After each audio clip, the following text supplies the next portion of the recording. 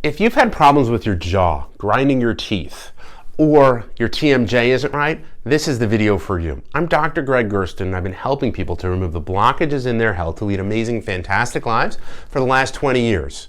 Jaw pain can be absolutely debilitating for people, and today I want to share with you a couple of tips and things that we've found to be massively successful in not just managing the symptoms, but alleviating the problem and making it go away completely.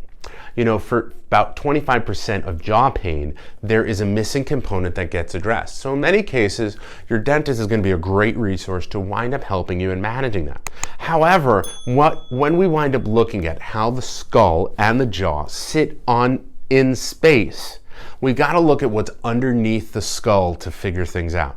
Now that's going to equate for about 25% of cases of TMJ or jaw pain. So if you've had problems with it and you haven't gotten answers, you've got to ask yourself, has anyone looked at my neck or my spine to determine how my skull is sitting in air and in space to determine how my jaw is working?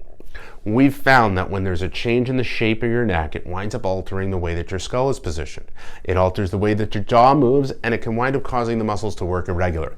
It can also wind up stretching this area right here in your brainstem. That winds up controlling the muscles of mastication or how your jaw moves. Making sure that these are all working properly is vital and essential. One tip I'm going to give you on how to manage it is you can wind up feeling right in here between your maxilla and your mandible, right? Like they call it within your cheek where I got targets, my dimples are, right? You want to rub in here, and if it winds up being tender or sore, you can do it on both sides. It means that the muscles of mastication are working irregularly. And you've got to get that checked out by your corrective chiropractor.